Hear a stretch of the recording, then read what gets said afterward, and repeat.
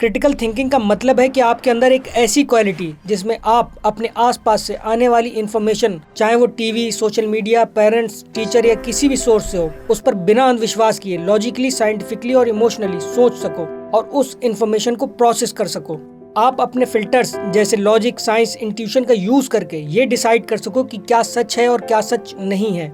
जब कोई इंसान क्रिटिकली नहीं सोच पाता तो वो अपने इमोशंस और कंडीशनिंग के बेस पर रिएक्ट कर रहा होता है, बिना ये समझे कि सामने वाला क्या कह रहा है। अगर कोई उनके सामने सॉलिड आर्ग्यूमेंट या फैक्ट रखता है जो उनकी पुरानी सोच के अगेंस्ट होता है, तो वो लॉजिक देने की बजाय गुस्सा करते हैं या पर्सनल हो जाते हैं। एक क्रिटिकल थिंकर वही होता है जो काम रहता है, आर्ग्यूमेंट्स को लॉजिक के बेस पर समझता है और जरूरत पड़ने पर अपनी ईगो को साइड करके सच को एक्सेप्ट करता है। आजकल ज्यादातर लोगों ने अपनी थिंकिंग को आउटसोर्स कर दिया है। वो इन्फ्लुएंसर, मीडिया या किसी और की बात को बिना सोचे समझे ही अपना लेते हैं। लेकिन अगर आप चाहो तो बिना किसी स्पेशल बुक या टीचर के भी एक क्रिटिकल थिंकर बन सकते हो, सिर्फ प्रैक्टिस और चीज़ों को लॉजिकली समझने की हैबिट्स को डेवलप करके।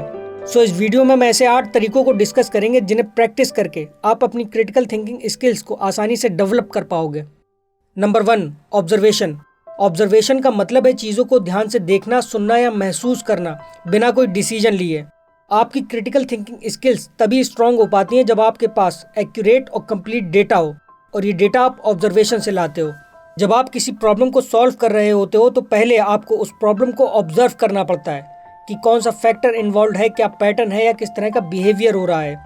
ऑब्जर्वेशन से आप रियल वर्ल्ड सिग्नल को डिटेक्ट कर पाते हो, जैसे किसी पर्सन का बॉडी लैंग्वेज या किसी सिचुएशन का पैटर्न, जिससे आपका डिसीजन ज़्यादा इन्फॉर्म्ड और इफेक्टिव हो पाता है। Number 2, curiosity. Curiosity critical thinking की जान है। जो लोग हर चीज को क्यों, कैसे, क्या प्रूफ है के नजरिए से देख पाते हैं, वो लोग सरफेस लेवल से डीपर लेवल तक सोच पाते हैं। एग्जाम्पल के तौर पर, अगर न्यूज में कोई फैक्ट डाला गया है तो एक क्रिटिकल थिंकर पूछता है कि क्या ये फैक्ट किसी रिलायबल सोर्स से आया है या नहीं। Number 3, analysis. एनालिसिस का मतलब है इन्फॉर्मेशन को पार्ट्स में तोड़कर उसके मीनिंग को समझना। Positive, negative, neutral. अगर किसी ने सक्सेस पाई है तो एक क्रिटिकल थिंकर सिर्फ एंड रिजल्ट को नहीं देखता, वो पूछता है कि प्रोसेस क्या था, चैलेंजेस क्या थे या रिपीटेबल है भी या नहीं। Number 4, open mindness. इसका मतलब है अपनी सोच को दूसरों के पर्सपेक्टिव के लिए ओपन रखना। अक्सर हम सिर्फ वही मानते हैं जो हमने पहले से सोच रखा होता है, लेकिन एक क्रिटिकल थिंकर के लिए अपनी सोच को चैलेंज करना बहुत जरूरी होता है।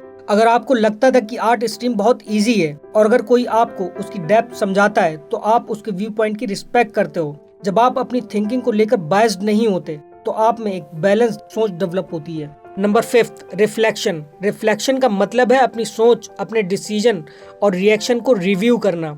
ये आप में एक सेल्फ अवेयरनेस लाता है और आप अपने हर एक्सपीरियंस से सीखने लगते हो। Number 6, logical reasoning. Logical reasoning का सिंपली मीनिंग है कि जो कंक्लूजन आप निकाल रहे हो वो लॉजिक पे बेस्ड है या इमोशंस पर। क्रिटिकल थिंकिंग में हमेशा लॉजिक का यूज होता है, जिससे आप सही रीजन के बेसिस पर डिसीजन ले पाते हो। Number 7, knowledge.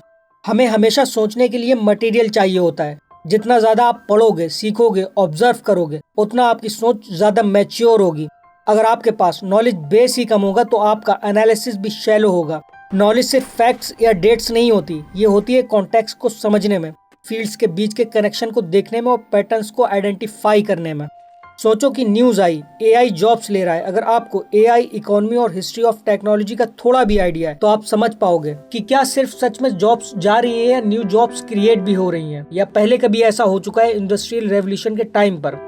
इस तरह से आपका फायदा ये होगा कि आप सुपरफिशियल सोच से निकलकर डीप और मल्टी डायमेंशनल थिंकिंग कर पाते हो और किसी भी टॉपिक पर अपना इन्फॉर्म्ड ओपिनियन डिजाइन कर पाते हो। Number 8, flexibility. एक क्रिटिकल थिंकर कभी भी अपनी सोच में फंसा हुआ नहीं रहता। अगर नए एविडेंस, नए फैक्ट्स या बेटर लॉजिक मिलता है तो वो अपने व्यू पॉइंट को हमेशा चेंज करने के लिए रेडी रहता है। इसका मतलब है अपनी ईगो को साइड में रखना और ये एडमिट करना कि मुझसे गलती हुई थी। इस तरह से सोचना कि मैं नए फैक्ट के बेसिस पर अपने ओपिनियंस को अपडेट कर सकता हूँ। थोड़ी देर के लिए अज्यूम करो कि आपको लगता था कि मेमोराइजेशन बेकार चीज है, लेकिन जब आप न्यूरो साइंस के कुछ स्टडीज पढ़ते हो और आपको पता चलता है कि स्पीड, रेपिटेशन और रिकॉल से लॉन्ग टर्म मेमोरी स्ट्रांग होती है। अब एक फ्लेक्सिबल थिंकर कहेगा कि मुझे लगता था कि रोड लर्निंग बेकार होती है, लेकिन अब मैं समझ गया हूँ कि टेक्निक्स मैटर करती हैं।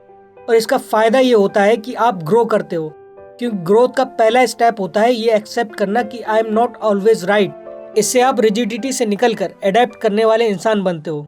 आप डिबेट में इमोशन से नहीं लॉजिक से जीतते हो, दिमाग में फ्यूल हो और गियर चेंज करने की एबिलिटी, तभी आप क्रिटिकल थिंकिंग स्किल्स को मास्टर कर पाते हो।